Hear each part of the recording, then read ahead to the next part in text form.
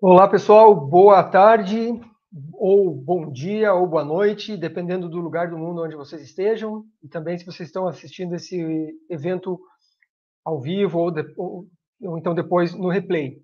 Eu sou o Eduardo Freitas, hoje eu que vou moderar esse evento online. É o terceiro episódio da nossa nova temporada de eventos verticais.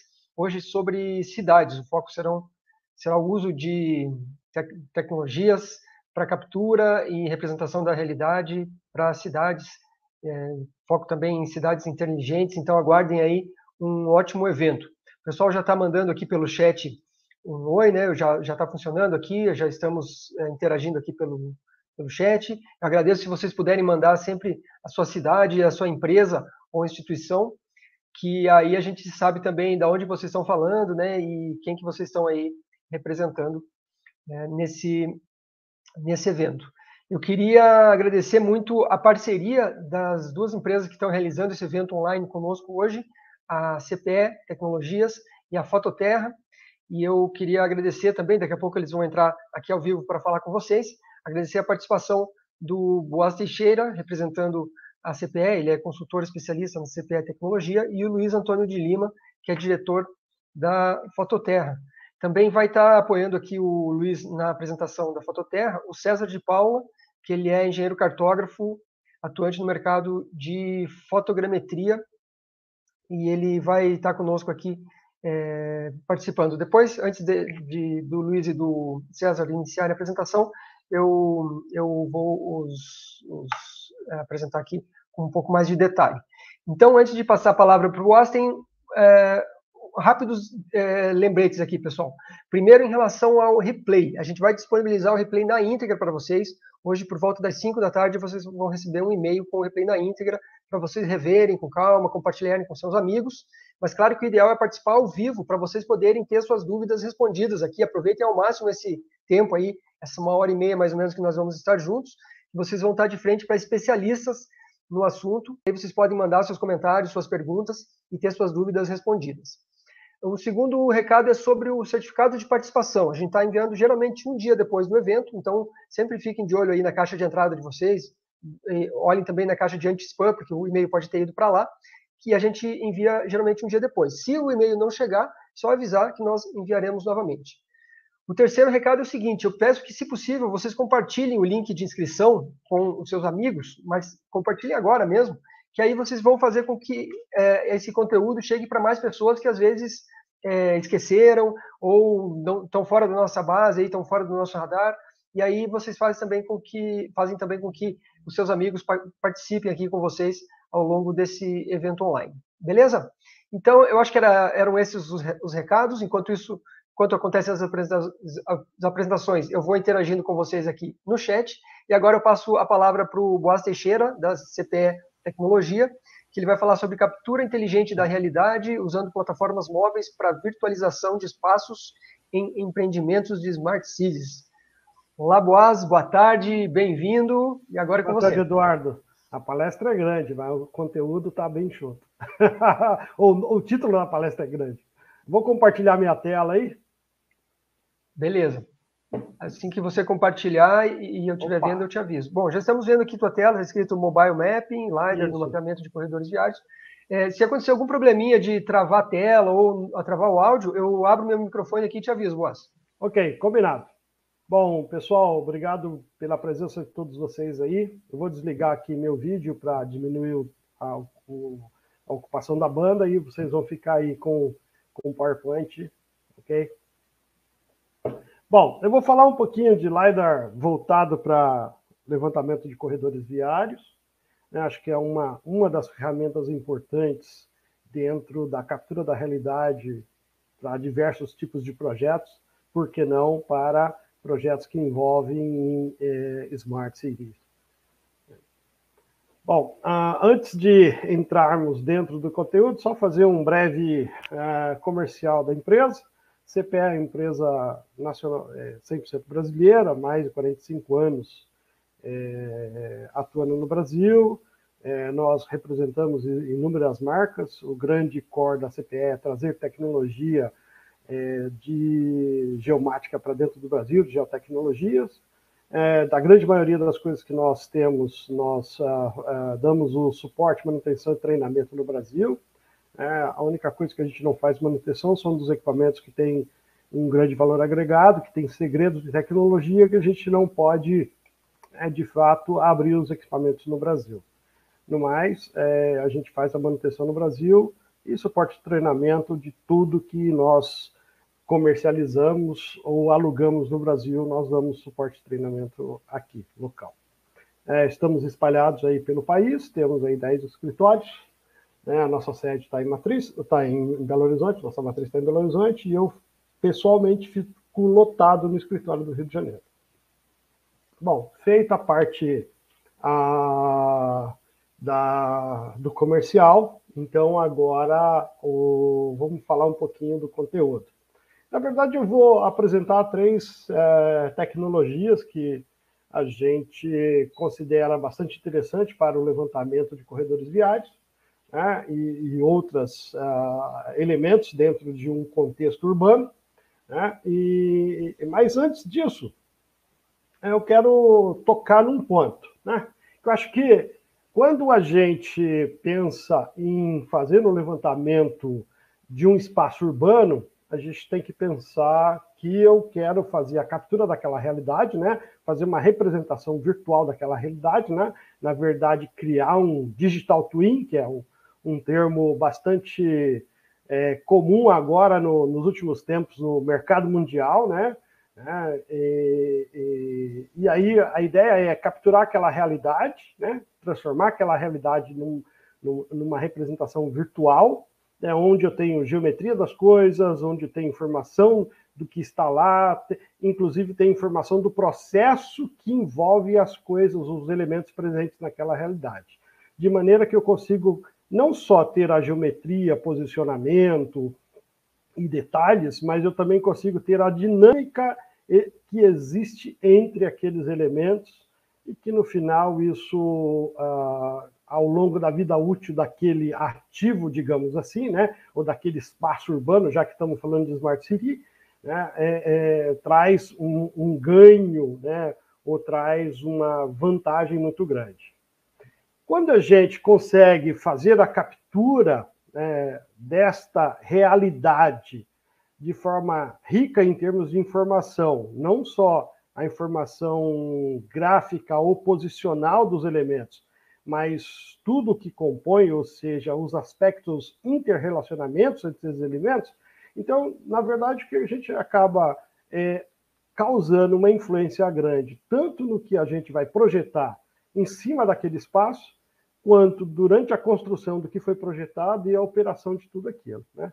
E isso é causado por quê? Porque permite com que você faça a análise de cada aspecto ou passo ou decisão que você vai tomar que influencia naquele espaço, né? E você consegue, dentro do contexto de uso, de aplicação, verificar as inter-relações entre as coisas, o que facilita, inclusive, o que a gente vai ver mais para frente, que é a parte de simulação.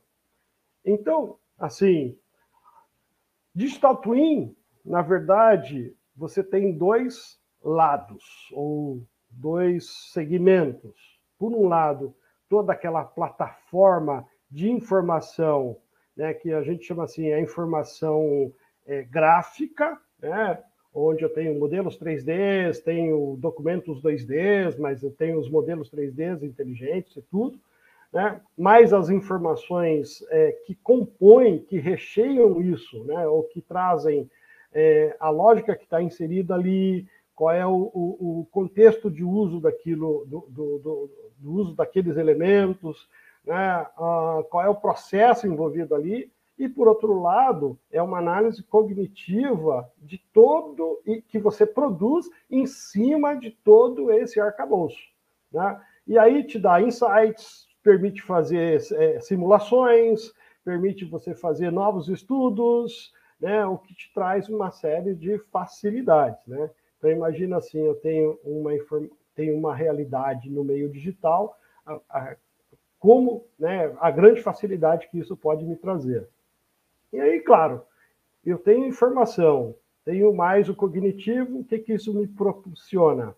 Simulações. Então, eu posso simular inúmeras situações, né, dentro de um processo específico que eu quero analisar num contexto urbano. Então, digamos, eu tenho uma informação de várias vias levantadas, eu quero analisar a situação do pavimento, isso é uma coisa.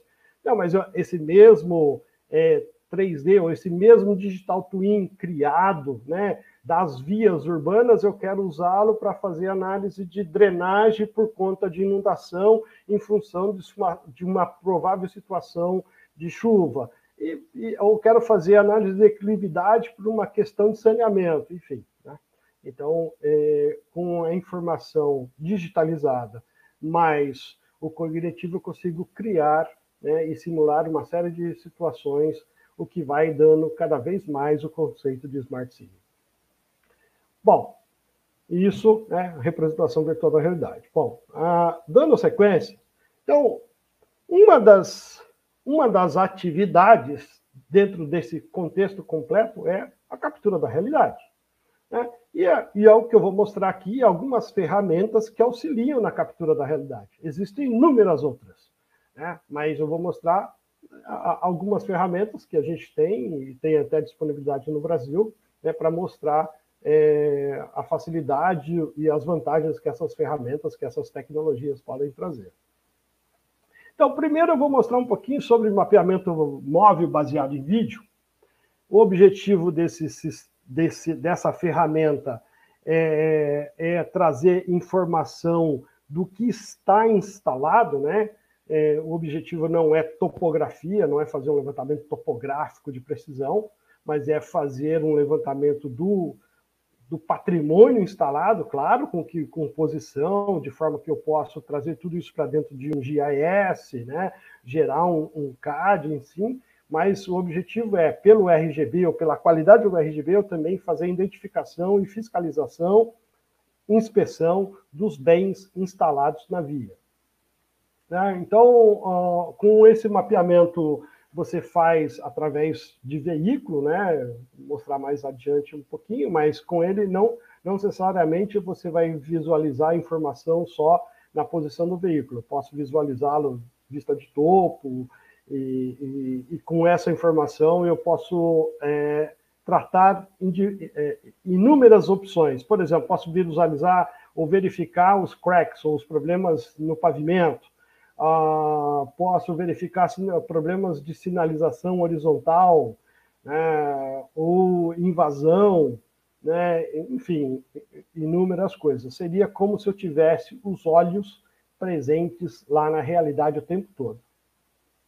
Né?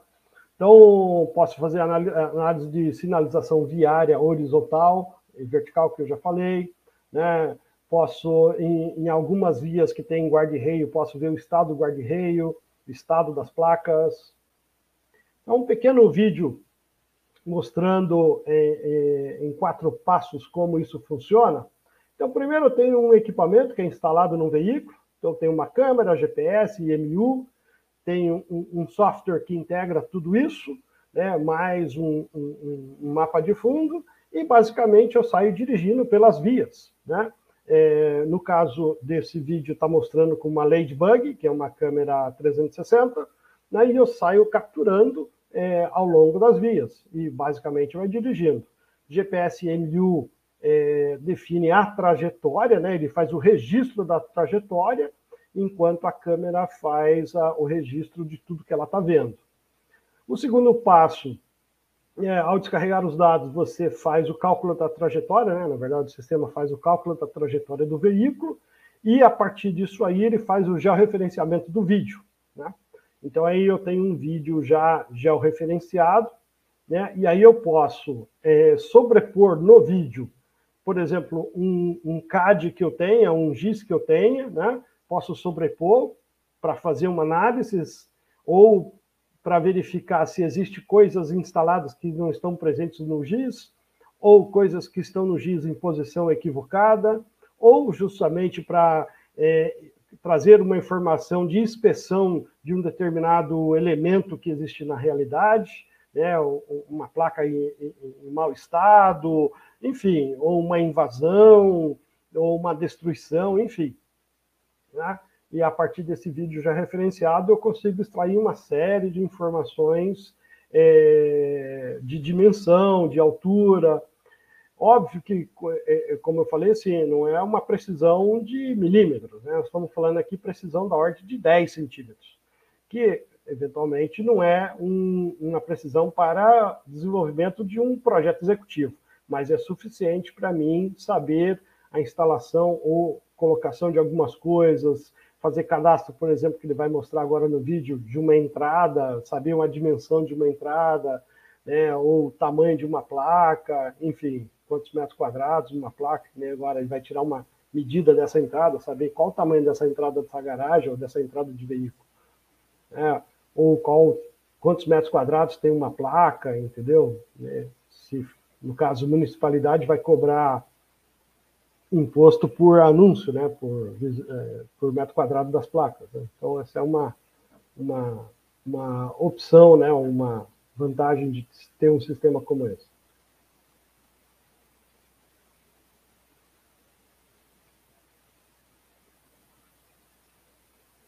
Enfim.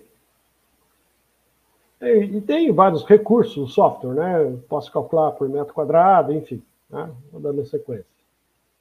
E o compartilhamento do sistema, de toda essa informação, pode ser feito por web, né? Ou você pode ter local, você pode compartilhar via web, né?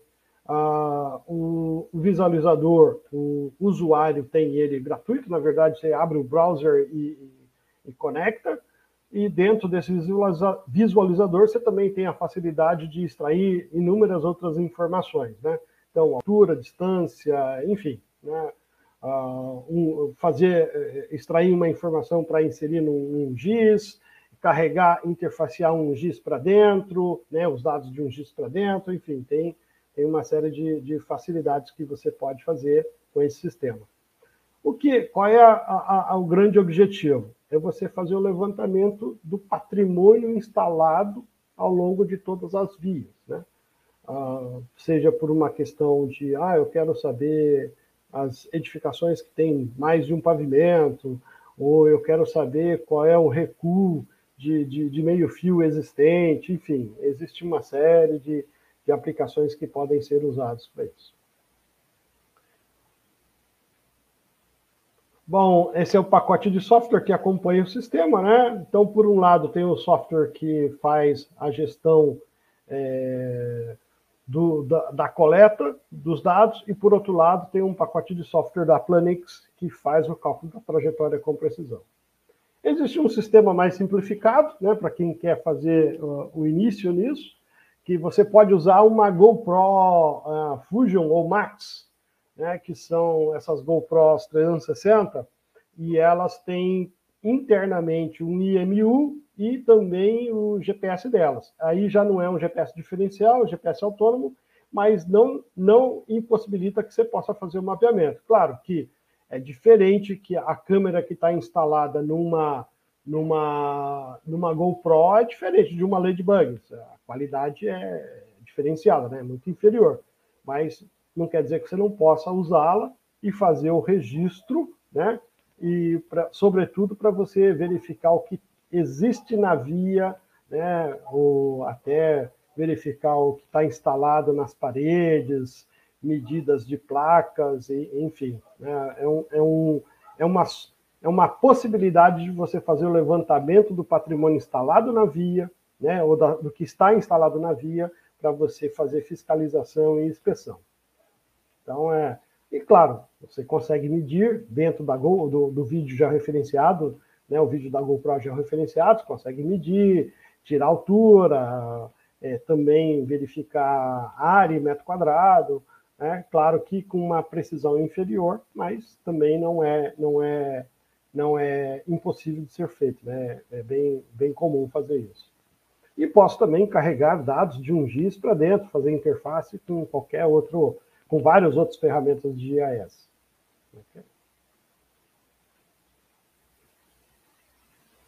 Okay, só mostrando alguns exemplos.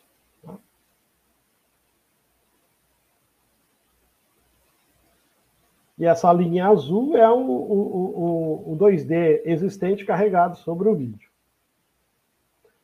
Existem inúmeras aplicações, né? Aí no caso a gente está falando mais de city mapping, né? Fazer o mapeamento de cidades. Então, mas na verdade, você usaria essa ferramenta para qualquer corredor viário que fosse, rodovia, ferrovia, até nos aeroportos, quando eu quero fazer mapeamento de rastro e tudo.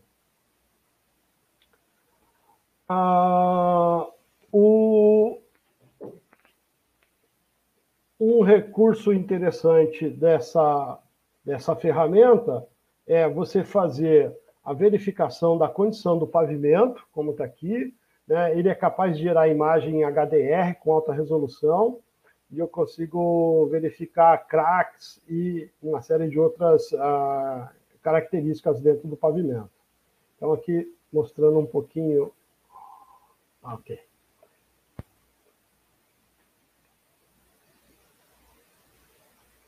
Então, esse é um exemplo básico disso, né? Então, eu tenho aqui carregando o 2D da área que vai ser mapeado, tá? Você vê que o 2D sobrepõe sobre o vídeo já referenciado, né? E aí vamos fazer uma verificação, né, da situação, fazer um mapeamento e verificação da situação do pavimento.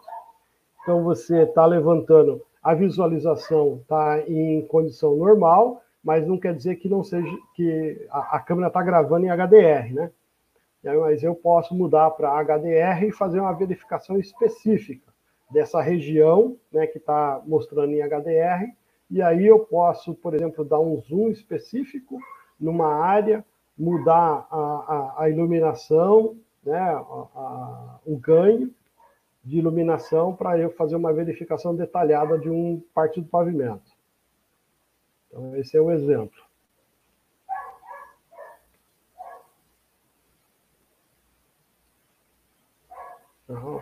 Então, são detalhes, né? E, no caso aqui, estão mostrando especificamente o pavimento, né? Procurando por cracks, mas você pode usar isso para verificar qualquer ou fissura numa parede, enfim, para qualquer situação.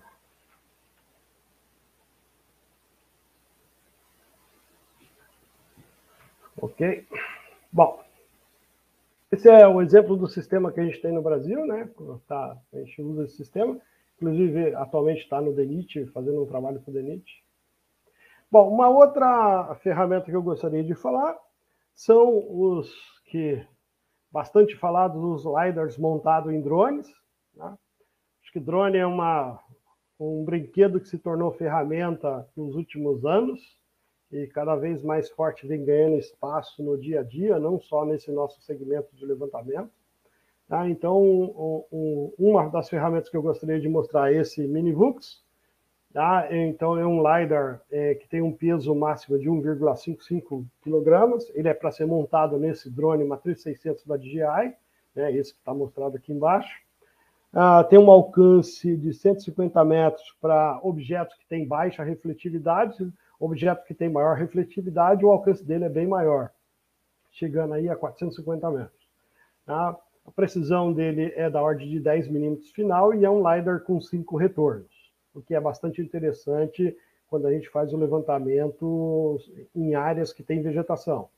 Então, aqui mostrando um rápido vídeo mostrando o equipamento montado debaixo do drone, né?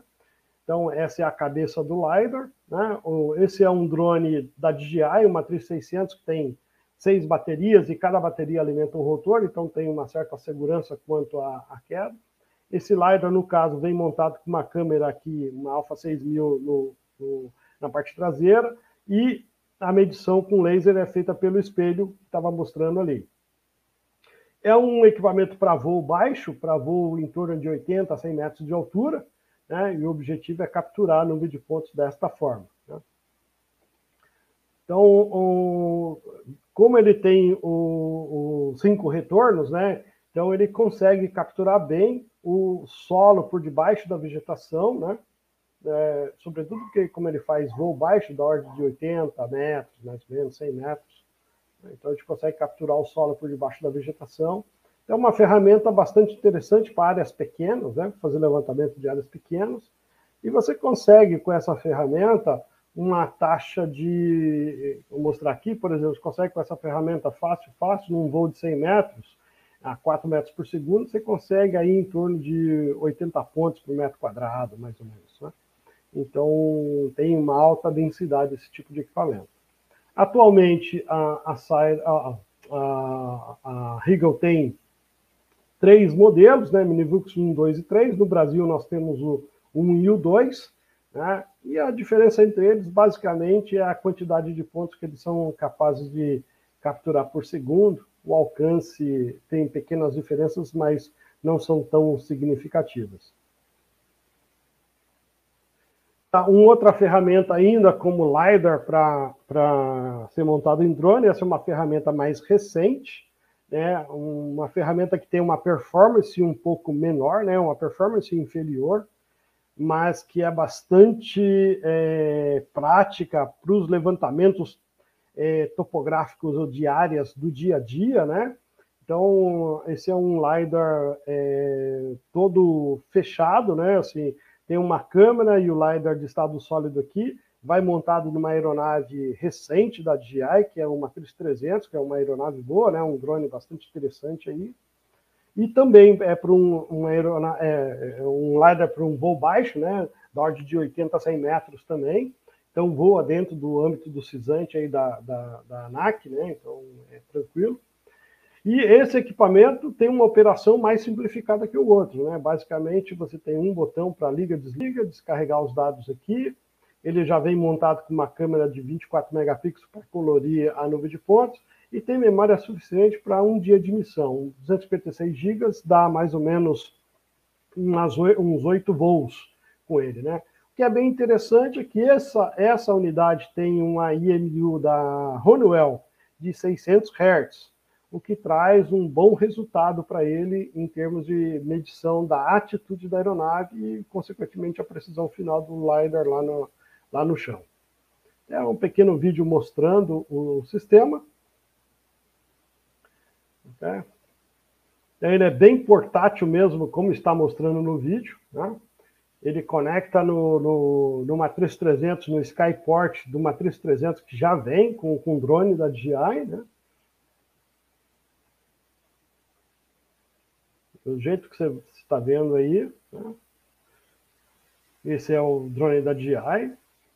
E pode ser montado em outros drones também, embora esses equipamentos que estão sendo apresentados não estão certificados no Brasil, esses drones não têm autorização para voar no Brasil, mas o Matriz 300 já está certificado na Anatel, então você já pode voar eles no Brasil tranquilamente. Então é uma ferramenta bastante interessante para fazer o levantamento de áreas de menor porte, né? Fazer levantamento da parte de construção, sítios de construção, linhas de transmissão, topografia de uma forma geral, fazer acompanhamento de obra, fazer o cadastro de um pequeno bairro, de uma pequena área. Então, como esse exemplo aí, né? Isso é uma nuvem de pontos colorido. E a característica desse LiDAR é que ele não é simplesmente nadir, né? Ele tem uma abertura de 4,5 graus no sentido longitudinal do voo, então de maneira que eu consigo medir a parede antes de chegar na vertical dela e consigo medir a parede depois que eu sair da vertical dela, então em termos de objetos verticais, né? Aí mostrando uma pequena nuvem de pontos de uma área com vegetação. A operação, como eu já falei antes, é bastante simples, né? Tem um segredo, né? Descarregar, basta conectar no computador e descarregar, né? É um USB tipo C. O software de processamento é muito mais simplificado, né? Tanto o processamento da trajetória quanto o processamento da nuvem de pontos. Realmente é bastante simples com essa ferramenta, é uma ferramenta para o dia a dia mesmo. Está bem simplificado esse equipamento. Tá? Em termos de precisão geral, esse equipamento tem uma precisão horizontal da ordem de 10 centímetros e vertical de 5 centímetros, voando a uma altura de 50 metros. Se voar a uma altura maior, consequentemente, você vai ter um erro um pouco maior. Né? Então, aqui algumas outras características, como eu já tinha falado, né? O alcance é de 450 metros, mas para targets que têm mais alta refletividade. O objetivo desse tipo de LiDAR é para um voo típico de 100 metros de altura. Tá? Para itens que têm baixa refletividade, é 190 metros o alcance máximo. E o que eu tinha mencionado antes, né, então ele tem 4,5 graus de abertura do LiDAR, né, no sentido longitudinal do voo, o que permite que eu consiga capturar elementos verticais antes de chegar na vertical do elemento. Né? E é um LiDAR que tem 3 retornos, o que permite eu capturar o solo abaixo da vegetação. E o que é bacana nesse LiDAR é a capacidade de pontos por segundo. Nós estamos falando de 720 mil pontos por segundo. O anterior que eu estava mostrando é 200 mil pontos por segundo. E aí, uma aplicação geral desse tipo de ferramenta, né? LiDAR aerotransportado no drone, né? O objetivo é fazer o levantamento de pequenas áreas, né? Sobretudo se eu tenho que capturar o solo por debaixo da vegetação, é fácil. E igualmente eu tenho o MDS, né? O topo da vegetação e também a própria vegetação, né? Eu consigo capturar a própria biomassa que está instalada ali. Então, se fosse um caso de um empreendimento, alguma coisa que fosse construir aqui, eu já teria toda a informação. Então, só dando um exemplo do solo em azul por debaixo da vegetação. Tem alguns exemplos aí, uma faixa de domínio, o que está em verde é a vegetação, o que está em cinza é a nuvem de pontos do solo, né? Aí só mostrando rapidamente. Também você pode fazer levantamento de obras de arte, então no caso aí é uma ponte, virou o modelo 3D da ponte, áreas degradadas, né, ou áreas de risco, teve um escorrimento, choveu, caiu, não posso fazer um levantamento lá, essa é uma ferramenta ideal para fazer o levantamento, né? Faz o levantamento faz o sobrevoo, faz o levantamento de toda a área, consigo eliminar a vegetação e saber o que tem de topografia por debaixo. E aí, claro, para os projetos de recuperação dessa área que vai acontecer. E também, no caso de inspeção, tanto das linhas de transmissão quanto das linhas de distribuição, né? Se eu quero fazer um levantamento das linhas do cabo, verificar a situação de catenária, envolvimento de vegetação contra o cabo, né, para as podas, enfim. Também é uma ferramenta bem interessante para isso. E para a gente fechar, né, já aí na reta final, eu gostaria de falar de um sistema mais recente no Brasil, né, com CPE, que é o VMZ. Na verdade, é um laser móvel montado no veículo, né? A gente tem um sistema aqui no Brasil também, né, disponível. O sistema é composto por um LiDAR, um laser scanner, um câmera, tem uma IMU de baixo que mede a trajetória do veículo, né? E é um sistema que permite você fazer o levantamento, inclusive com velocidades de até 80 km por hora. Uma das grandes vantagens desse sistema, ou, na verdade não vou dizer vantagem, vou dizer característica desse sistema, é que por eu usar o LiDAR vertical, eu posso fazer no modo cinemático, como é o levantamento móvel, né? Mas eu também posso fazer um stop and go, e, nesse caso em específico, eu posso retirar o scanner e fazer um estático convencional. Vamos dar uma olhada aqui num vídeo, e o vídeo vai esclarecendo bastante. Então, essa é uma forma de uso, né?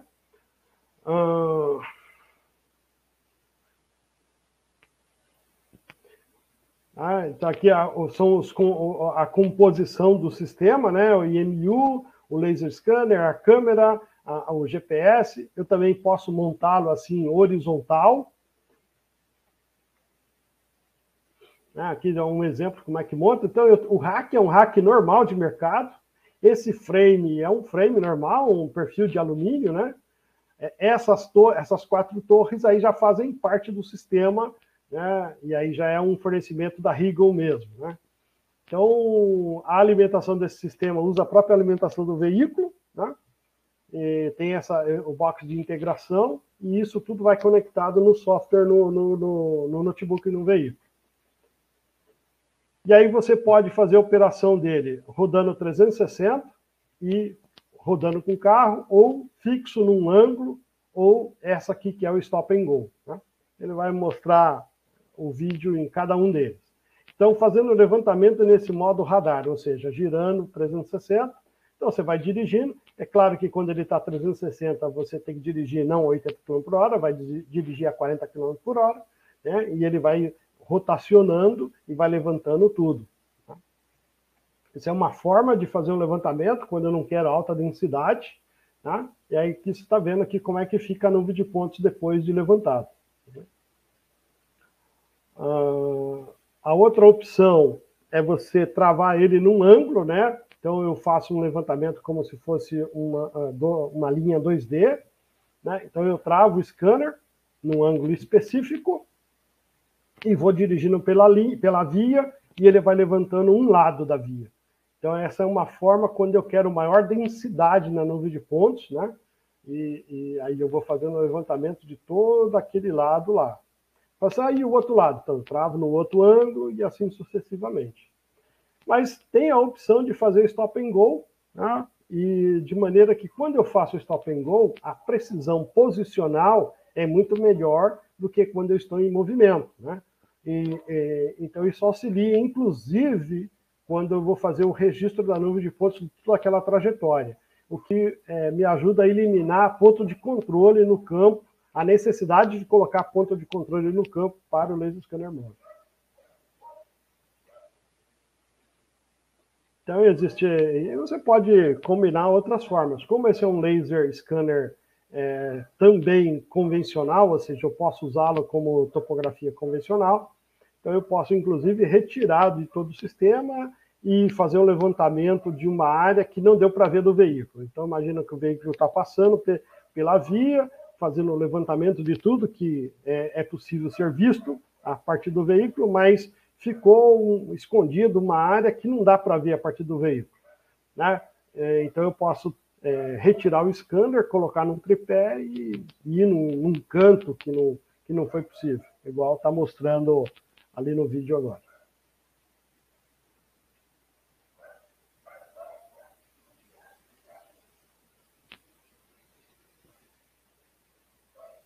Aí ele vai lá no tripé, né? Aí coloca lá e pode fazer o escaneamento tranquilamente.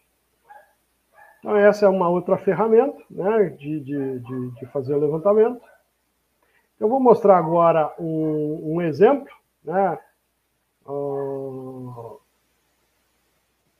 a gente tem aqui, que a gente fez no Brasil, recentemente, aqui na BR-356, ali em Belo Horizonte, né, na verdade, aqui tem 25 quilômetros,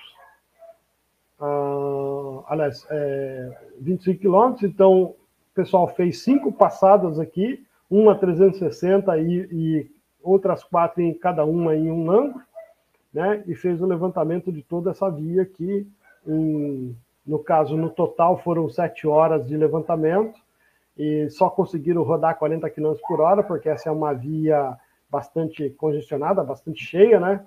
Então, você não consegue rodar o tempo todo aqui a 80 por hora. E aqui mostrando um pouquinho das nuvens de pontos, né, levantadas ao longo dessa via. No caso aqui, esse trabalho foi feito em nuvem de pontos em preto e branco. Aí mostrando um pouquinho. Essa é um pouco da parte urbana.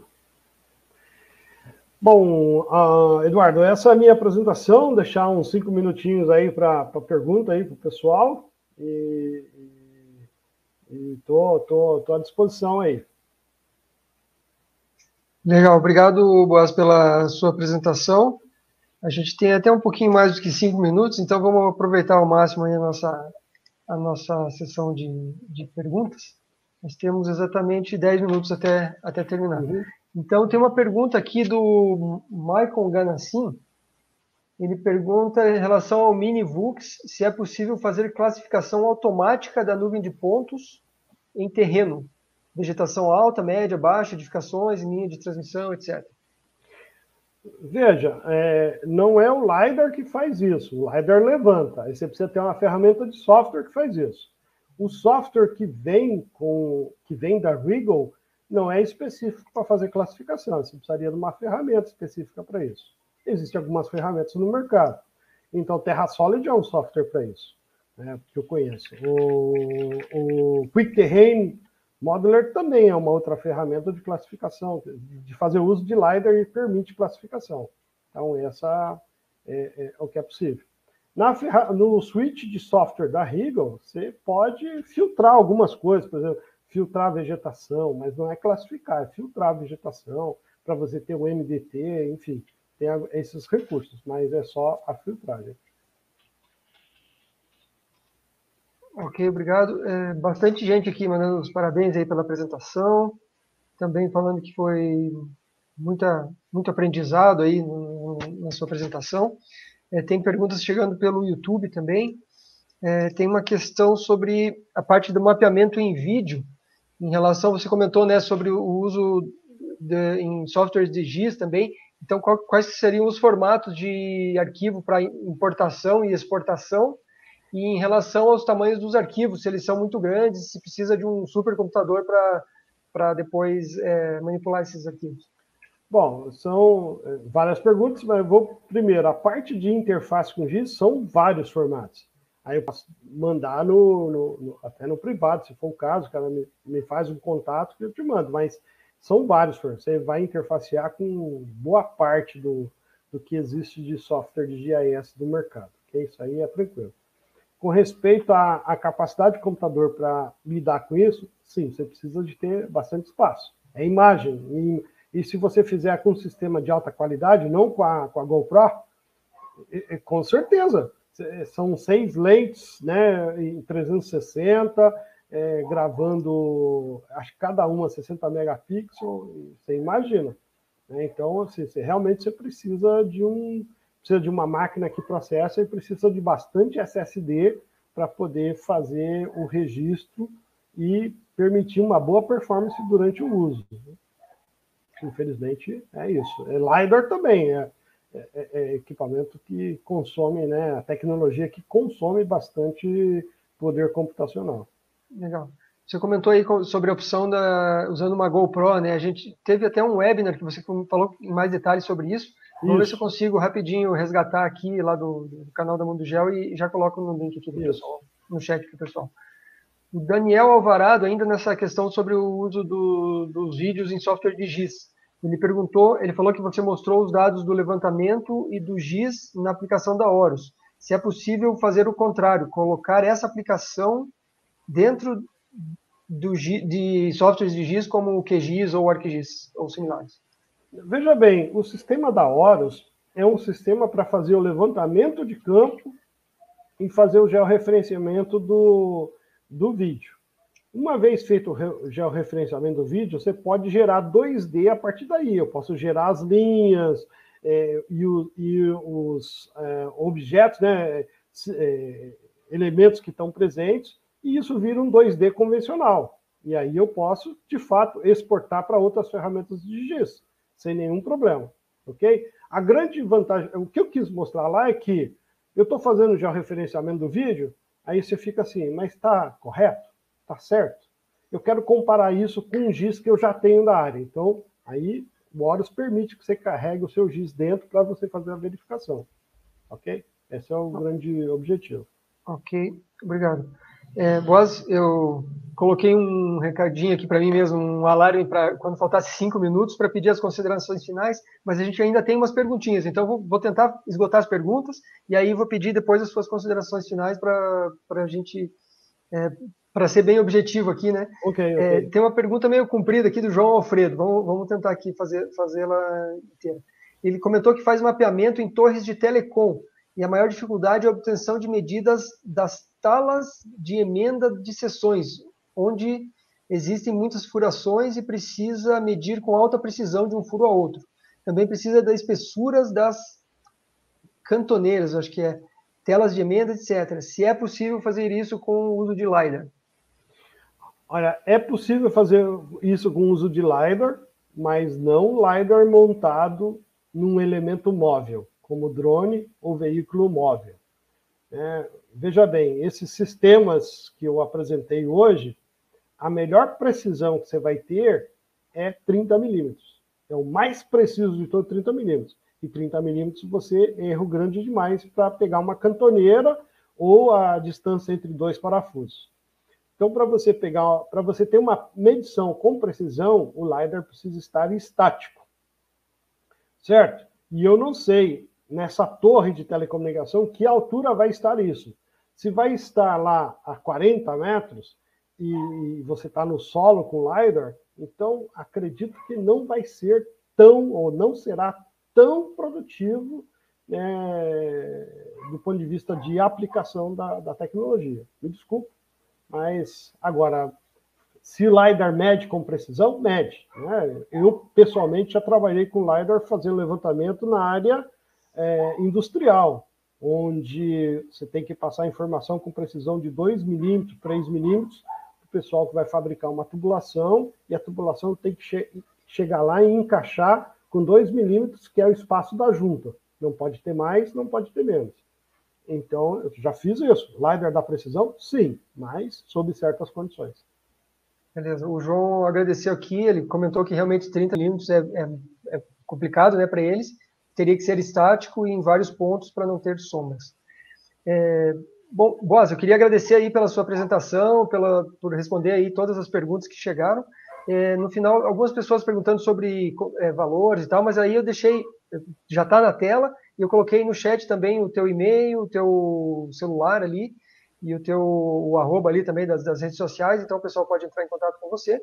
Para finalizar aí, em 2 ou 3 minutinhos, eu pediria as suas considerações finais aí, que recomendações você tem para quem quer usar essas tecnologias que você mostrou em ambientes urbanos, né, nas cidades. Cara, minha primeira colocação é o seguinte: não deixem de olhar para a tecnologia. Eu acho que tecnologia não é uma panaceia que resolve tudo, mas se você não abraçar, você vai ficando para trás e cada vez mais isso é forte, né? A segunda parte que eu queria falar para você é o seguinte: a CPE, aí já fazendo o comercial da empresa que eu trabalho, acho que faz parte disso, né? A CPE entende isso e sempre disponibiliza, né, tecnologia e dá o apoio. Então não é só, eu tenho aqui na prateleira, o que você quer, pega aí. Não é assim. A gente dá o apoio, dá uma consultoria, ajuda na determinação dos workflows, das melhores práticas. Então, a minha colocação para você é isso: abrace tecnologia, aposte nessa empresa CPE e tenha sucesso aí, que com certeza vai ter. Beleza. Valeu, Boaz. Obrigado aí pelas considerações bem rápidas e objetivas aí, para a gente ficar bem dentro do nosso horário. Agradeço muito aí pela parceria da CPE na realização do evento e também pela sua participação aqui conosco. Obrigado, Eduardo. Obrigado, pessoal, por vocês estarem aí. E quem quiser falar comigo, pode me chamar lá pelo e-mail, telefone, pela rede social, tá tranquilo. Valeu. Obrigado, Boaz. Forte abraço e a gente segue então com o nosso evento. Eu queria convidar agora o Luiz Antônio de Lima e o César de Paula para fazer a apresentação da Fototerra. Obrigado pela parceria da Fototerra para realizar esse evento. E só para apresentá-los, o Luiz Antônio de Lima é diretor da Fototerra, o César de Paula é engenheiro cartógrafo, atuante no mercado nas áreas de fotogrametria, sensoramento remoto e modelagem da superfície da Terra há mais de 11 anos. Trabalhou em inúmeros projetos para o segmento público e privado junto à Fototerra e atualmente é aluno de doutorado no Departamento de Engenharia de Transportes da Escola Politécnica da Universidade de São Paulo. Bem-vindos, Luiz e César. Agora é com vocês. Tá, joia. Boa tarde a todos.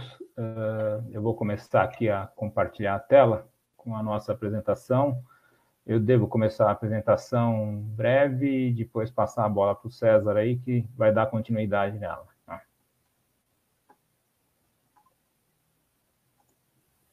Ok, nós teremos 45 minutos aproximadamente, né? Então, primeiro a apresentação, no final a gente vai fazer umas perguntas, o pessoal já pode ir mandando as perguntas por aqui pelo chat. Luiz, eu estou vendo a sua tela no modo de edição por enquanto, agora já está no modo de apresentação. Tudo ok? Qualquer probleminha aí de travamento ou problema no áudio, eu te aviso aqui, eu abro meu microfone aqui e te aviso. Tá, joia, então. Bom, boa tarde a todos novamente. Nós vamos fazer uma apresentação aqui voltado para cidades inteligentes, né, como é o tema, e tentar demonstrar a necessidade de você ter uma base de dados confiável para que você possa traçar suas metas dentro desse desafio que é tornar a cidade um pouco mais inteligente e mais democrática, né? Como o Eduardo falou, eu me chamo Luiz Antônio, sou diretor da Fototerra. Eu vou fazer uma breve introdução da Fototerra, depois eu vou passar a bola para o César, que quem vai falar mais detalhadamente aí a respeito da nossa apresentação. Então, só passando um pouquinho a agenda do que será a apresentação, né? Então, a ideia inicial é fazer uma breve apresentação, muito breve mesmo, a respeito da Fototerra, para situar todo mundo. Depois o César entra com a questão falando exatamente sobre cidades inteligentes, aí no final a gente lança alguns desafios, né, e abre para discussão para a gente poder tentar complementar aí com questões que possam ser levantadas, tá?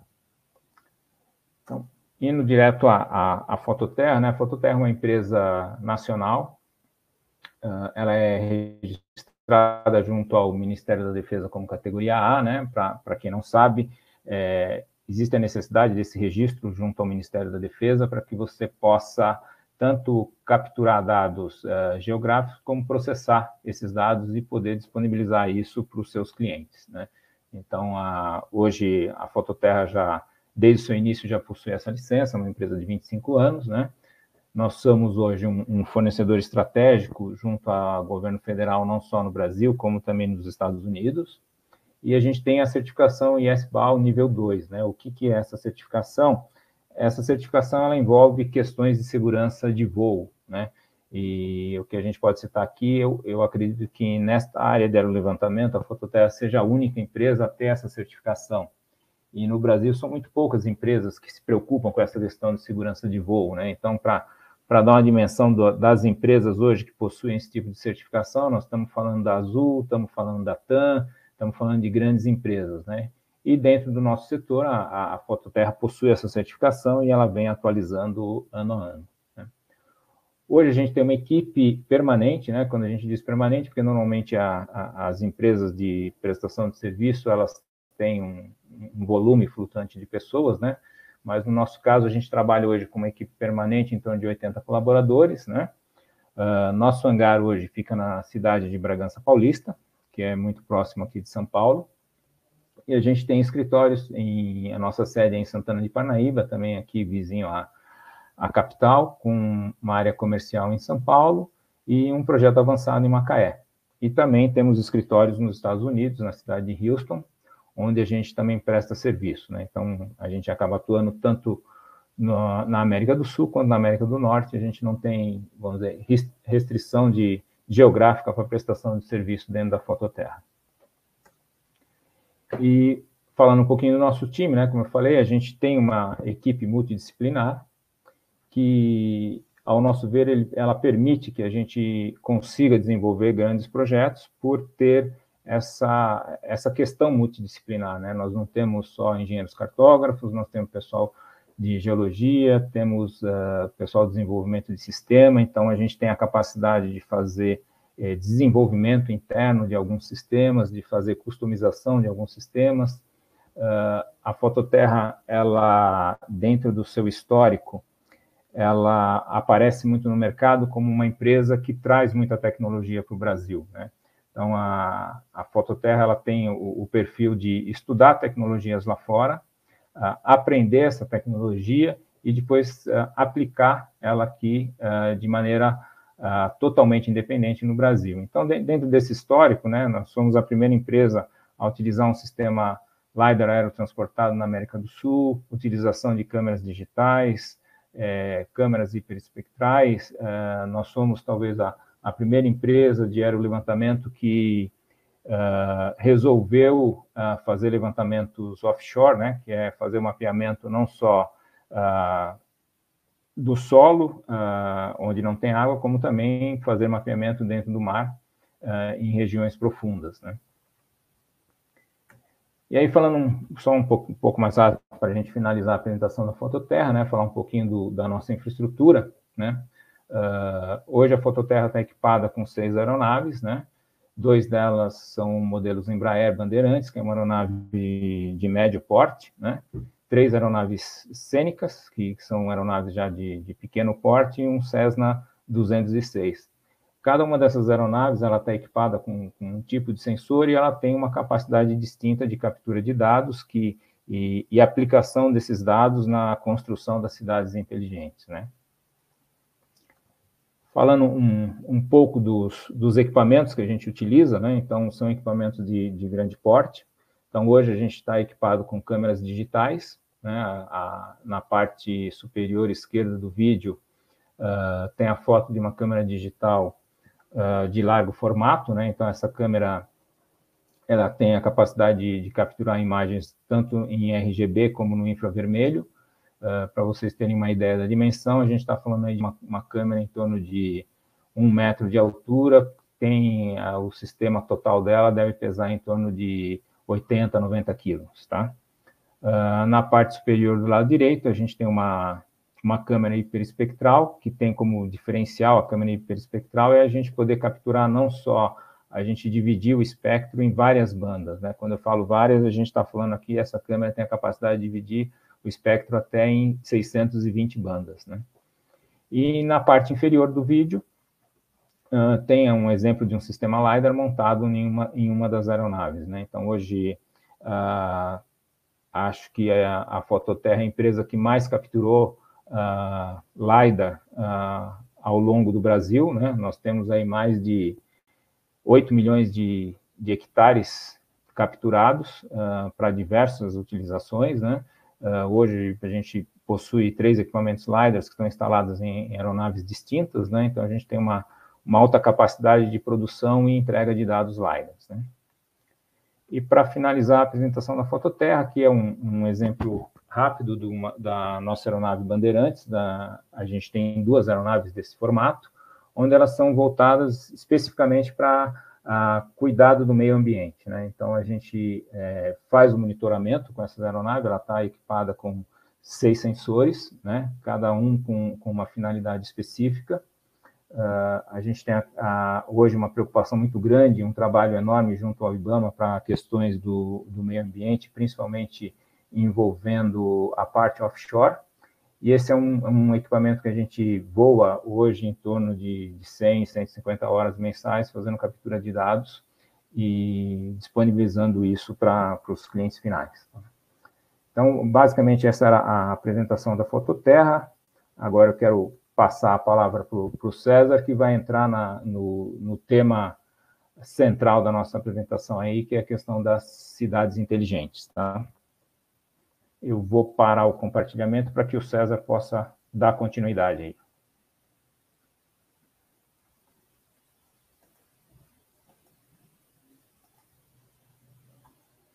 Está contigo agora, César.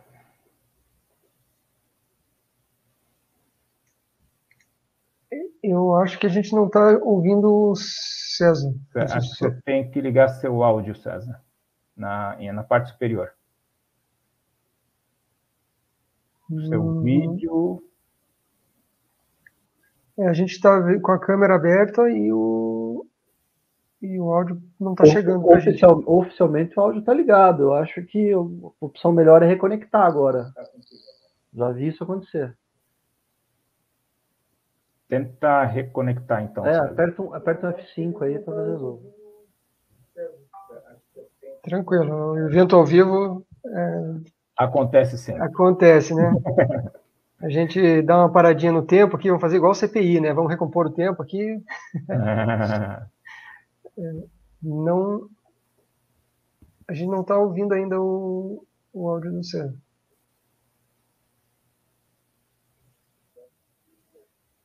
Ele vai reconectar, leva só mais uns minutinhos. Mas quando eu no meio da apresentação do Buera, a minha conexão caiu também. Nada feito. Eu vou pedir para você fechar o navegador como um todo, porque só F5 ele não faz aquele teste, né, de novo. Uma pena, né? A gente antes de abrir a sessão, a gente estava se falando normal aqui, né? Não sei o que pode ter acontecido. Mas Lei de Murphy, normalmente acontece. Acontece. Eu só queria aproveitar para avisar que o pessoal está avisando aqui no chat que está sem som, o João Alfredo aqui, o Marco Aurélio falou que teve que sair, perguntou se perdeu muita coisa. Perdeu um pouco, Marco, mas depois você pode acessar depois no replay, né? Então, ele está perguntando se a live vai ficar disponível. Ela já é transmitida em tempo real no YouTube. Então, você daqui a pouquinho já pode assistir agora até o final, né? E depois que terminar, você pode retornar lá para o nosso vídeo no YouTube e assistir na íntegra. Eu coloquei o link de dois webinars que a gente realizou recentemente, um com a CPE sobre mapeamento móvel e outro sobre o uso de LiDAR no setor florestal. Tá tudo no chat.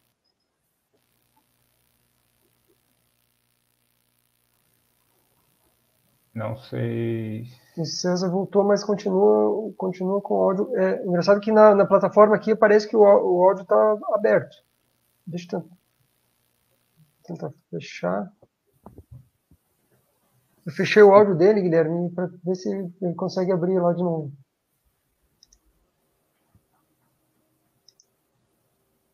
Para criar um suspense na apresentação.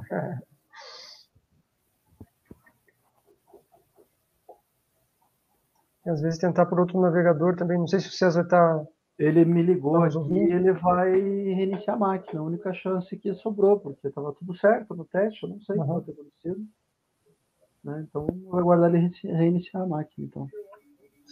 Não tem problema, a gente espera aí, vai demorar uns 2 a 3 minutos, então. Pessoal, fiquem conosco aí que a gente está com exatamente 98 pessoas conectadas agora. E no YouTube temos algumas também, então aguardem aí mais um pouquinho, alguns minutos, que a gente já vai retornar com a apresentação do César de Paula. Deixa eu aproveitar e ver os números totais aqui, porque a gente tem um número atual, né, de pessoas que estão conectadas. No total, a gente já teve 140 pessoas. Tem gente que, igual quem comentou agora há pouco, o Marco Aurélio, né, falou que chegou no meio da apresentação, tem gente que chega no meio, assiste mais para o final, tem gente que pega desde o início e acaba saindo na metade. Então, por isso que esse número aí, no total, já está passando de 140 e no momento temos 98. Ó, chegou a 100 agora, então o pessoal está entrando aí e está ficando na sala. Então, agradeço aí pela participação de vocês. Deixa eu aproveitar e colocar um link aqui. Enquanto isso, a gente está com o tempo parado aqui para manter o tempo aí para as fotos terra. Eu coloquei um link, pessoal, com os destaques do Drone Show, que aconteceu semana passada. A gente teve quase 50 palestras, foram 5 dias. Então, vocês têm aí, nesse link, o replay na íntegra aí dos 5 dias. Vou colocar do Mundo GeoConnect também. Aí vocês têm os 2 eventos.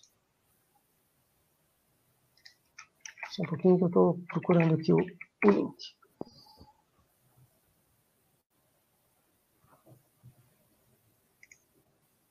Aqui.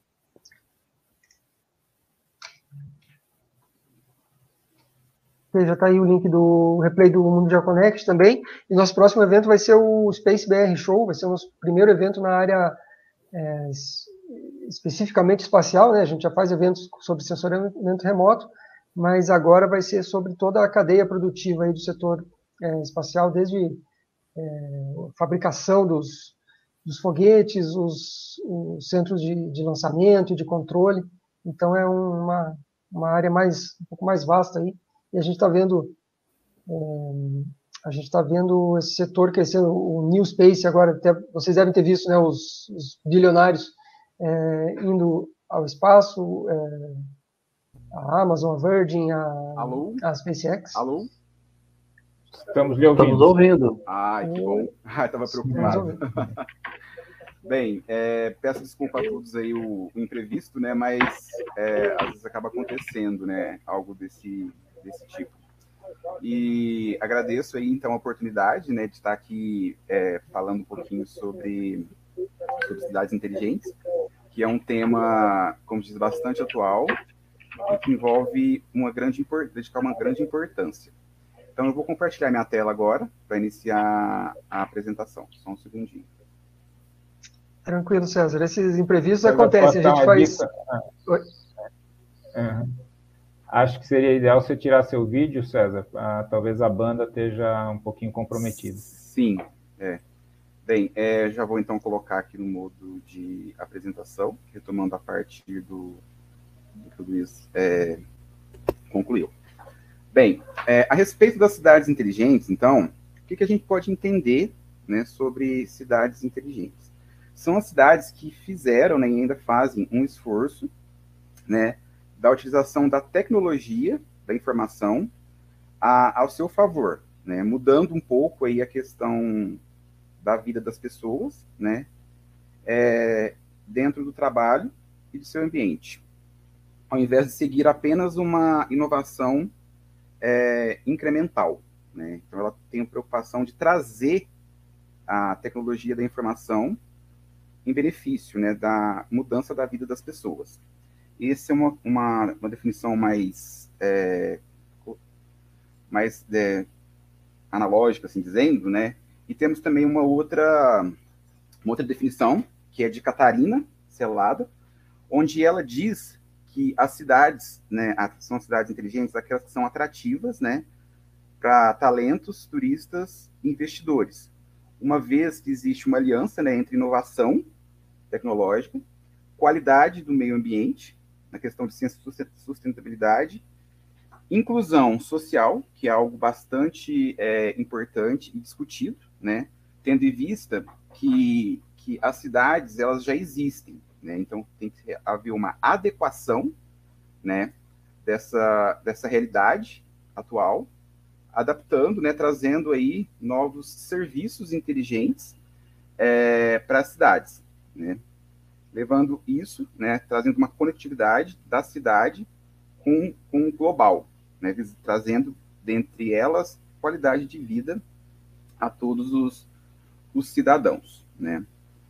E na literatura, né, assim, quando se fala em cidades inteligentes, existem outros termos que são utilizados para trazer esse tipo de designação, né. Temos aí smart cities, né, cidades digitais, cybercidade, comunidades eletrônicas e cidades de conhecimento, né. E como surgiu, então, esse termo, né, de cidades inteligentes? Iniciou, né, a discutir sobre cidades inteligentes por volta da década de 90, né, através de um projeto chamado Smart Growth, né, que designa, traduzindo em português, é um crescimento inteligente, né. Isso ocorreu no final da década de 90, né, na área de planejamento urbano dos Estados Unidos. E os primeiros serviços, né, inteligentes foram instaurados na cidade de Portland, em Oregon, onde teve uns pequenos avanços, né, na concepção de serviço, trazendo aí uma facilidade, uma melhora na qualidade de vida e adaptação dos indivíduos com um meio, né, um meio mais, digamos, inteligente. Então, isso. E esse termo, então, ele passou com o avanço, né, do desenvolvimento, foram vendo que era favorável a utilização, né, dos sistemas de informação associados, né, implantados na cidade, de modo a facilitar a interação do usuário com determinado tipo de serviço, né, proporcionando aí, dentre as questões, a qualidade e uma facilidade maior para os indivíduos dessa cidade. E, a partir de então, isso despertou, né, o interesse de grandes empresas de tecnologia, como a Siemens, a Cisco e a IBM, onde eles desenvolveram, né, produtos com esse intuito, de tornar aí a evolução da cidade mais inteligente, né? Bem, aqui é um modelo que ilustra bem interessante sobre o que seria, como funcionaria a dinâmica de uma cidade inteligente. Durante até a apresentação que eu estava elaborando, né, aqui essa apresentação, me veio a associação, não sei, alguns de vocês vão lembrar, outros não, né, de um seriado de desenho animado que era chamado de Os Jetsons, né? Só para quem não lembra, para contextualizar, era uma família que vivia na década de... Ela se passava no final da década de 80 e na década de 90. E essa família, ela vivia num futuro, né? Era um futuro que estava um pouco distante, né? Imaginava-se que estava muito distante da nossa realidade. Porque se for pensar aí na década de 80, na década de 90, pensava-se em muitas coisas, mas estava até longe de serem concretizadas, né? Só que teve um avanço, né, nesses anos. Um exemplo, né, fazendo um paralelo aí entre o seriado dos Jetsons, né, de desenho, eles tinham na época empregada robô, serviço de videoconferência já existia na época, né, e a gente sabe que a empregada robô efetivamente ela não existe, mas hoje já tem aí, as pessoas estão utilizando aquele iRobot, né, da Roomba, né, para fazer aquele sistema inteligente de limpeza na casa, né, esse programa, e ele faz o serviço, né. Isso já se idealizava. Não existe efetivamente, mas existe também no Japão um desenvolvimento de uma empregada, né, com características de humano, que vem atender os serviços domésticos em casa. A videoconferência era algo que, tipo, era idealizado, e em um curto espaço de tempo, ela passou a estar presente aí nas nossas vidas, principalmente agora na questão da pandemia, onde facilita um pouco aí a discussão, reuniões, falar com família, etc, etc, né? E também existem uns estudos bastante avançados hoje, né, na questão de carro voador, onde as empresas Airbus, Embraer, Uber e Google já possuem protótipos disso, que também era algo que tinha, né, lá no seriado, e agora hoje a gente está quase entrando na realidade, né? A questão de mochilas de propulsão, né, que também é algo que você se locomover com uma mochila nas costas, viajar pelos ares aí, é algo que já existe, o protótipo formado, que inclusive foi até apresentado numa escola de samba, no desfile de escola de samba, né? Fala-se em construções de cidades flutuantes, né? Ainda não existe concretizado, mas existem projetos para construção de cidades flutuantes sobre o mar, né? E alguns equipamentos que trazem a resposta imediata a algumas perguntas feitas, né? Hoje muitos estão investindo nisso, que é a questão da Siri, Cortana, Google Now e Alexa, né? Isso, né, eu estou fazendo esse paralelo, porque quando a gente fala em cidades inteligentes, a gente não pode falar de questão macro, a gente tem que falar também da questão individual, né, dos edifícios, né, onde ser uma cidade inteligente é composta por serviços, né, e construções inteligentes, né? Voltando aqui à nossa figura, né, quando se fala em cidade inteligente, a gente pensa assim, é aquela cidade linda, tudo planejado, tudo bonito e tal, né? Até seria, se as cidades passassem a serem concebidas a partir desse momento, né, já idealizando aí, projetando os projetos de cidade inteligente. Então, para a gente ter uma noção maior do que seria os serviços oferecidos dentro de uma cidade inteligente, a gente tem aqui, ó, os edifícios inteligentes, né, que são edifícios que geram a sua própria energia de fontes renováveis, né, ônibus elétrico, a microrrede, a estação de carregamento de automóveis elétricos, né, geração distribuída de biomassa, implantação de usinas de geração fotovoltaica, né, que geram energia para abastecer parte da cidade que não produz a sua própria energia, né, os edifícios sustentáveis, pensando na questão de desperdício, né, uma gestão mais automática de administração. A questão de geração eólica, né, sistemas de armazenamento de energia, sistemas de transporte... César? Oi. Desculpa interromper, o Eduardo aqui. Eu vou pedir só o seguinte, Só nessa tela tem uma barrinha que ela tá sobrepondo ali. Se você clicar em ocultar, ótimo. Agora ficou Realmente perfeito é percebido. ver. Não, é só aqueles textos ali de baixo ela tinha sobreposto. Uhum. Agora já tá tudo certo. Obrigado aí, desculpa interromper. Imagina, tudo bem, obrigado a você. Falando de estação de carregamentos, né, de carros elétricos espalhados pela cidade, porque uma cidade inteligente ela tem que ter serviços também, digamos, que preservem o meio ambiente. E o futuro aí prevê a utilização de carros elétricos, né? E também aí temos a distribuição da energia voltaica e também a geração eólica offshore, que é a parte instalada na água, né? Bem, e qual que é a relação disso com a cartografia, né? A relação que para você ver a viabilidade da instauração de algum desse tipo de serviço é necessário a necessidade da utilização de informações, né, cartográficas, onde, um exemplo, para a gente ver a questão dos melhores edifícios para instalação de painéis de energia solar, a gente precisa ter uma base cartográfica, né, que seria proporcionada através dos dados LiDAR, que daqui a pouco eu vou mostrar, onde ele prevê quais são os telhados mais favoráveis a esse tipo de instalação, né. E a cidade inteligente, hoje, ela traz uma correlação direta com o plano diretor, né? Porque o plano diretor ele prevê, aí, para um determinado tempo, como será o desenvolvimento da cidade, o que vai mudar nesse contexto, né? Sendo uma ferramenta de gestão bastante importante. Né? Então, trazendo um pouco mais sobre o modelo de cidade inteligente, a gente pode melhorar um pouquinho a definição, né? Que é mais do que uma cidade digital, né? Ela tem que ser capaz de estabelecer um relacionamento entre o físico, né, entre os objetos instaurados, objetos inteligentes instaurados, bem como o social, desenvolvendo melhores serviços e infraestrutura, e tendo que esses serviços pela cidade oferecidos aí, eles têm que atender toda a população, não basta apenas atender parte da população, né? Ela tem que atingir o máximo possível de indivíduos, né?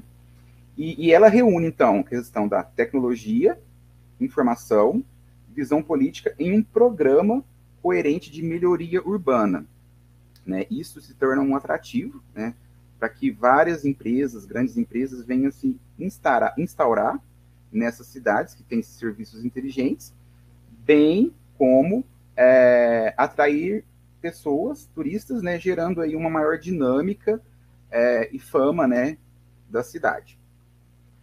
Agora, então, estabelecendo uns exemplos mais concretos, né, da cartografia com o desenvolvimento das cidades inteligentes. A gestão pública, ela é responsável pela implantação de ações inteligentes. Ela requer a utilização de ferramentas, né, para auxiliar na tomada de decisão, bem como implementar e melhorar os serviços oferecidos à população, né? E associado a isso, tem que as cidades são ambientes muito dinâmicos e requerem um monitoramento constante, né? E muitas das vezes, para a instauração de alguns determinados serviços, existe a necessidade de fazer a aquisição, né, de dados geográficos, né, através de coleta de imagens aéreas, concepção e instalação de mapas de base para atualização de vias, né, porque é muito importante essa questão. E outra questão que auxilia muito, né, as cidades inteligentes, né, uma das preocupações na questão de sustentabilidade, né, e preocupação com o meio ambiente, está ligado à identificação de zonas de calor na cidade, né, para ter um controle melhor de como está o clima, né, quais as regiões mais quentes e menos quentes, né, assim dizendo. E como a gente poderia hoje adquirir essa informação de maneira rápida e precisa para uma cidade? A utilização, no caso aqui, a gente tem uma imagem onde as árvores, elas estão em vermelho. Você não está daltônico, não. Elas são dessa cor mesmo aqui, porque a gente tem uma composição que é com infravermelho, onde possibilita um destaque, né, uma classificação automática desse tipo de vegetação, né? Aqui um outro exemplo, onde é o Parque do Ibirapuera, onde a gente vê uma grande árvore arborizada, uma área arborizada, e destaque, né, para todo tipo de vegetação, né? Aqui a gente tem um exemplo dos produtos 3D, um pouco semelhantes, bem semelhantes, inclusive, com a apresentação feita pelo Boaz, onde a gente tem aqui um modelo digital de superfície, caracterizado pelas construções, né? Onde pode se utilizar, é muito utilizado, principalmente em alguns países europeus, para identificação de melhores telhados, justamente para identificação de implantação de sistemas de energia fotovoltaica, né? Porque nem todo prédio ele é candidato, porque às vezes a incidência de luz naquela região, determinada época do ano, é muito baixa, né? Trazendo uma demora na questão do retorno financeiro desse tipo implantado na cidade, né? A questão da topografia é muito importante, porque, como a gente viu lá naquela figura, existe a implantação de alguns serviços, né, de geração de energia, como a eólica, né? E aí, como você precisa, sabe onde você vai instalar esses parques eólicos? Em regiões, né, que sejam favorecidas com a questão de ar, né, correntes de ar, para que as hélices venham a gerar o sistema de energia, né?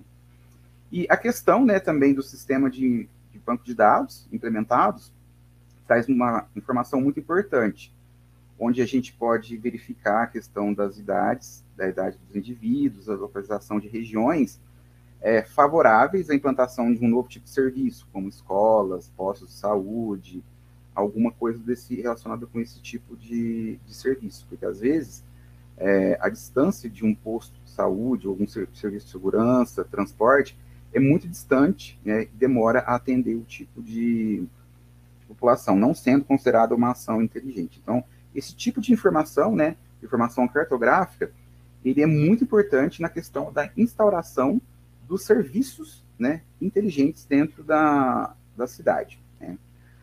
Aqui trazendo alguns exemplos já, né, o Brasil está caminhando bastante a questão de implantação, né, de transformação das cidades para um serviço de cidades inteligentes, né?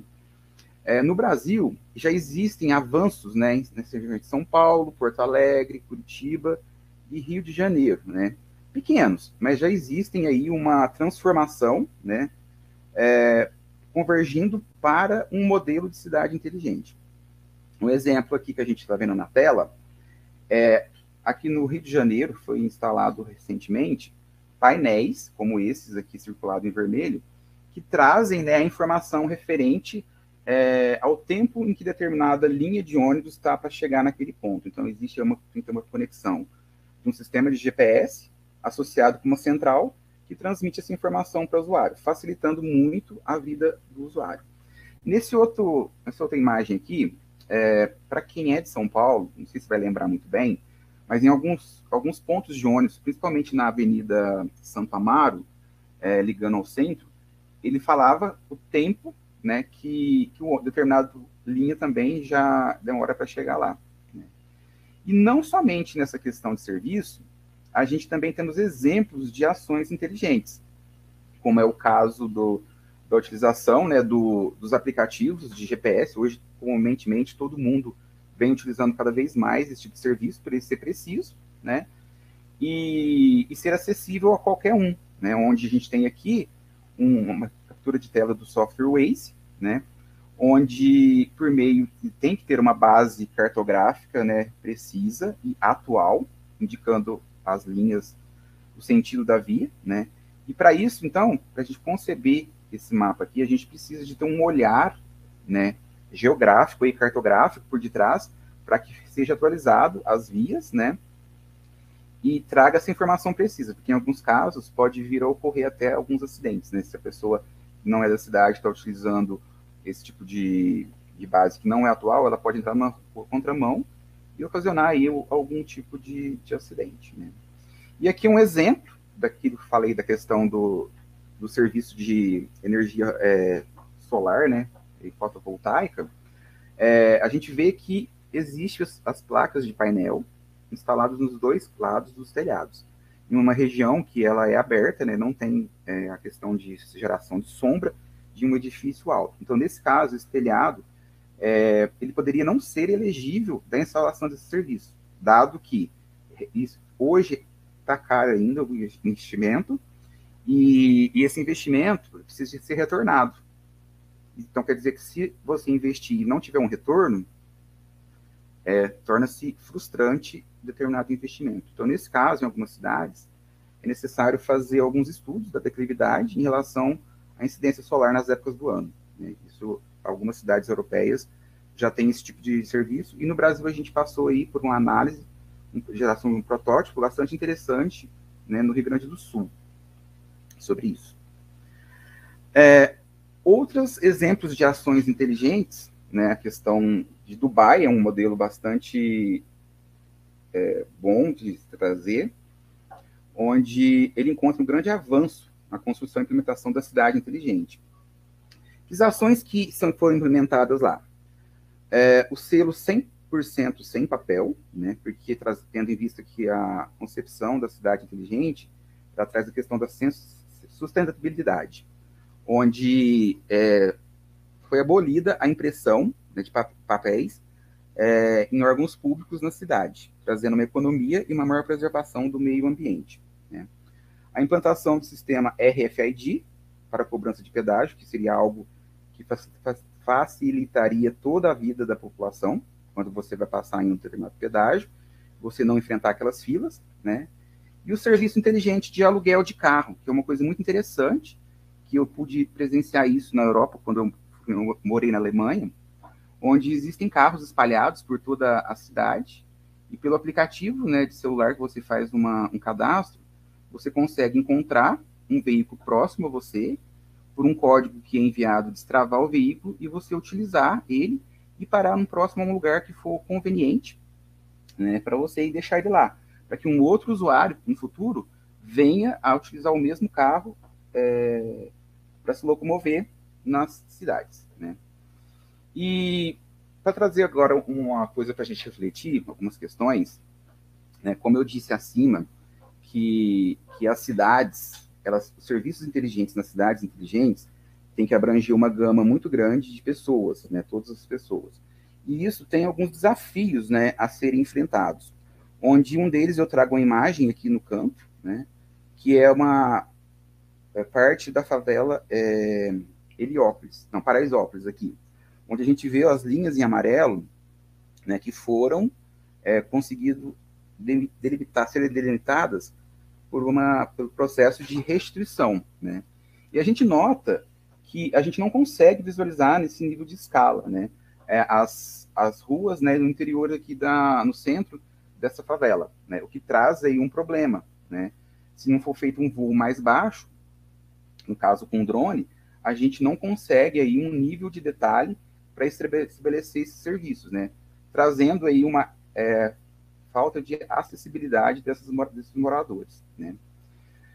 Um outro desafio é que o investimento em serviços de tecnologia da informação, porque para que tenha um sucesso aí na implantação desses serviços, temos que ter aí investimento financeiro, né, na questão de as cidades atualizarem, né, as bases cartográficas para verificar, né, a necessidade de outros serviços ou uma melhora no serviço, né.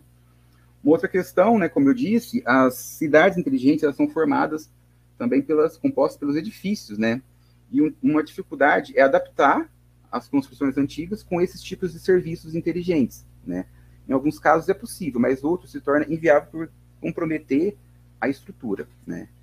E também um outro ponto importante é a preparação e conscientização dos indivíduos para utilizarem aí os serviços oferecidos pelas cidades inteligentes, né. No caso, as pessoas têm que ter acesso a isso, né? E elas têm que ser constantemente, usar mesmo, né? É uma coisa que é implementada e tem que ter um grande uso, né? E a questão, né, da administração e gestão de todos esses serviços, né? Que é um serviço que pensa, vai ser concentrado tudo pelas prefeituras ou vai haver alguma terceirização da administração e gestão desse tipo de serviço, sabe? Então, são questões muito importantes para a gente refletir, né? E ver, né, qual caminho tomar para a concepção aí de serviços inteligentes para que a cidade venham a se tornar cidades inteligentes. E é isso, né? Agora eu vou voltar à tela aqui e a gente pode abrir a questão de discussão do serviço. Legal. Beleza, aí depois, se você só puder voltar, não precisa ser agora, César, voltar na última tela dos contatos. Ok. Eu agradeço, que daí eu também copio e coloco aqui no chat também, pessoal. Só um segundo, que eu vou compartilhar a tela novamente. Aí. Isso, consegue colocar ela no modo de apresentação, né? Joia, obrigado. Aí eu vou colocar aqui os contatos aqui para o pessoal na tela. Uhum. Bom, vamos lá. Tem algumas perguntas chegando para vocês aqui e também lá no YouTube. Uma pergunta sobre... A gente está falando muito sobre cidades inteligentes, né, num nível assim mais avançado, mas a gente lembra que tem cidades pequenas, né, no Brasil que às vezes nem tem uma base cartográfica ainda, né? Então, completa, não tem SIG, né, não tem geoprocessamento. Então, como que vocês veem essa situação no Brasil? A partir de que porte aí das cidades, geralmente as cidades já estão evoluindo para ter uma base, e quais cidades que porte de cidade que já está investindo numa base 3D com levantamento com LiDAR? Bem, uma ótima pergunta. A questão é o seguinte: hoje já nota-se um bastante investimento das pequenas cidades, uma preocupação dessa geração de base cartográfica. A realidade é como você mesmo disse, né? Muitas cidades não possuem nem base cartográfica. O melhor que eles têm vão ser as informações fornecidas pelo Google Earth. A gente sabe que não tem uma precisão, não tem uma resolução boa, né? E hoje está tendo bastante preocupação de alguns estados, inclusive, financiarem esse tipo de serviço para pequenas cidades. Né? Recentemente, a gente está com um projeto das cidades do Paraná, que estão gerando aí essas bases cartográficas justamente para essas pequenas cidades. Cidades cuja o limite da área urbana é de 2 km². Entendeu?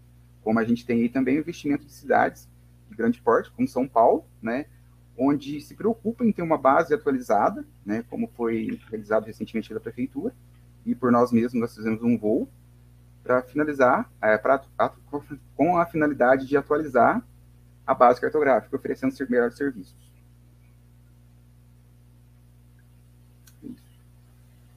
Ok, obrigado. Tem um comentário aqui da Ana Flávia Martins, que uma base de qualidade é premissa para uma cidade inteligente, mas a gestão pública não equaciona nem o seu cadastro imobiliário. Exatamente, foi um ponto que eu coloquei em discussão aqui, né? Quem é que vai fazer a gestão disso?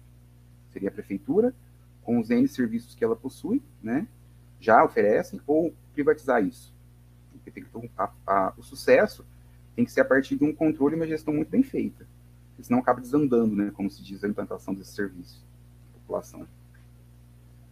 Eduardo, só completando isso que o César falou, acho que essa questão envolve muito você ter um corpo técnico por trás da prefeitura ou órgão que estiver adquirindo. E quando a gente fala de cidade inteligente, nós estamos falando que, assim, a primeira necessidade é você ter uma base de dados atualizada e com qualidade. E isso não só para serviços públicos, né? Porque a gente está falando muito de serviços públicos, mas você tem muitas empresas privadas hoje que necessitam ter essa base. E alguns serviços, por exemplo, uma empresa hoje que faz coleta de lixo, ela não necessariamente ela é ligada a um órgão público, ela pode ser uma empresa privada. E para fazer a roteirização disso, ela vai necessitar de uma base. Algo mais avançado, as empresas de telecomunicações hoje são todas empresas privadas, elas necessitam ter uma base de dados atualizada. Recentemente a gente não teve um boom de empresas que disponibilizavam patinetes pela cidade, elas precisavam ter uma base atualizada. Então, existe até a possibilidade de você fazer uma junção entre poder público e empresa privada para financiar essa base, né? E entender que essa base, ela, na realidade, é um investimento, ela se paga num curto espaço de tempo pela quantidade de serviço que você pode adicionar nela. Legal. Obrigado por complementar, Luiz. Bom, tem a questão aí dos carros autônomos, até o César falou sobre os Jetsons, né? A gente entregou, quem lembra dos Jetsons aí está entregando a idade, né? Eu lembro bem que assistia a Jetsons. E tem a questão dos carros autônomos também, né? Que precisam de uma base uma base atualizada, né? Como que vocês veem essa questão também em relação às cidades inteligentes, né? E essa necessidade de dados mais atualizados em tempo real, né? Para que se muda uma mão de uma rua, por exemplo, todo o sistema já tem que se atualizar também automaticamente, né? Sim, sim. Na questão dos veículos autônomos, também isso é uma questão que está sendo estudada já há muito tempo, né? Um bom tempo, e tem muito avanço, né? E além de ter essa informação, né, premissa, né, de como é o contexto pelo qual o veículo vai navegar, ele também tem que compor de alguns sensores, né, onde processa aí em tempo real, porque ele tem que mapear pessoas passando, objetos à sua frente, né? Então, além de ter essa informação da premissa, né, essa premissa, ele também tem que ter informação processada em tempo real. Eu acredito que, como diz a cartografia, né, é o provedor principal dessa informação para esse desenvolvimento. Legal. Chegou uma mensagem pelo YouTube aqui, o Antônio Marcos Ferraz de Campos, mandou parabéns pelas apresentações, que falou que foi de alta qualidade. E antes a gente está chegando para o final aqui do nosso evento, antes das considerações finais de vocês, eu queria só responder o João Alfredo.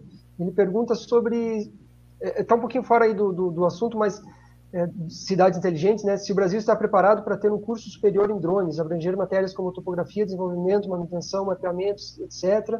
Se isso está próximo de acontecer. João, existem cursos já de pós-graduação, tem o próprio curso da PUC aqui em Curitiba, tem cursos rápidos como o do Centro Europeu, no qual eu era instrutor. Então, hoje em dia tem cursos mais rápidos aí que não precisa, às vezes, de uma graduação, né, de 4. Eu, por exemplo, fiz engenharia cartográfica, levei um pouquinho mais de 5 anos, né? A maioria das pessoas leva mais de 5 anos para fazer a engenharia cartográfica. Então, eu acho, sinceramente, eu acho que não tem necessidade de ser um curso de graduação. Pode ser um curso mais rápido, como uma especialização ou um curso rápido como aqui do Centro Europeu. Mas, enfim, eu queria só fazer essa parte, né, para responder o João, e aí agradecer a Fototerra pela realização desse webinar junto conosco. Obrigado, Luiz, e obrigado, César, aí pelo tempo de vocês para fazer a sessão de teste, preparar a apresentação, fazer a palestra e responder as perguntas do pessoal aqui. E aí eu queria pedir as suas considerações finais e que recomendações vocês têm para quem quer trabalhar nessa área de gestão municipal, integrar dados geográficos na sua prefeitura, né? E claro que é uma pergunta muito abrangente, né? É muita informação, mas se vocês conseguirem aí em alguns minutos dar umas recomendações para esse pessoal que tá aqui nos assistindo, eu agradeço. Ok. Tá, ok. É o seguinte, eu acredito, né, como foi apresentado, primeiro que existe uma evolução, né, e grande utilização da cartografia, principalmente com o avanço tecnológico sofrido.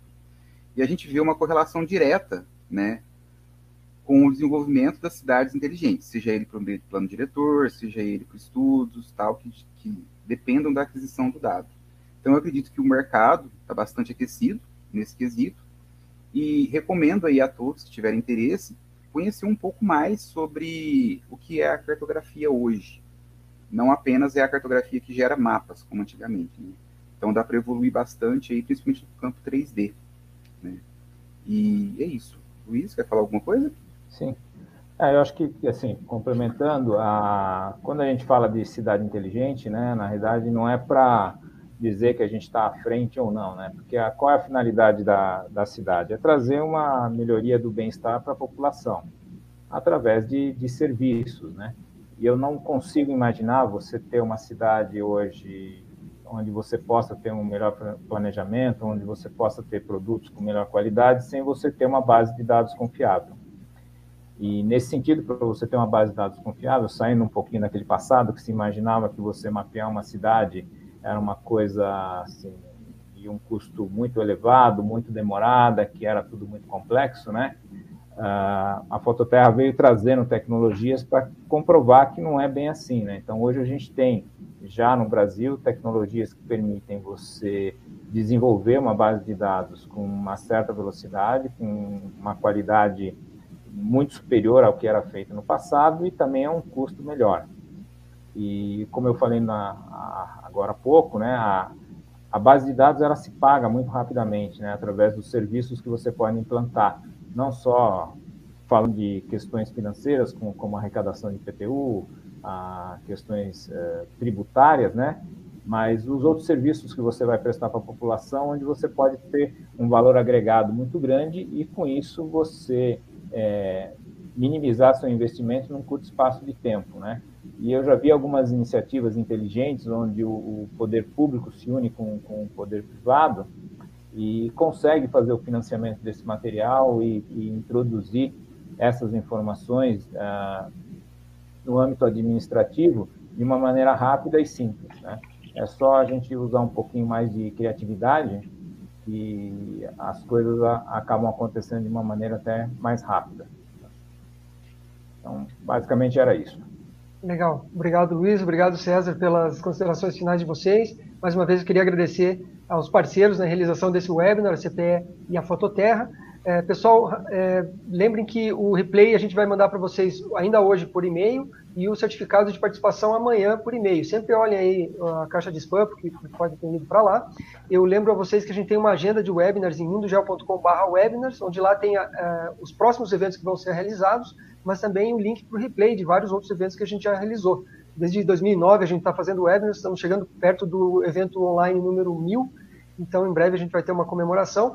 Então dê uma olhada lá nos eventos online e também em breve a gente vai ter eventos presenciais novamente, né? De 17 a 19 de maio está marcado o próximo evento Mundial Connect e Drone Show em São Paulo. Eu queria só registrar aqui os últimos parabéns, aqui a Ana Flávia mandou os parabéns para vocês aí, o Leandro falou que foi um excelente evento, a Cleópatra Magalhães, se não me engano ela está em Portugal, mandou pelo YouTube os parabéns pelas apresentações, falou que foi muito interessante, então eu queria agradecer a todos pela participação e nos vemos em breve então nos próximos eventos, por enquanto online e em breve presenciais. Um abraço, até a próxima. Um abraço, até logo a todos. Obrigado, tchau, tchau.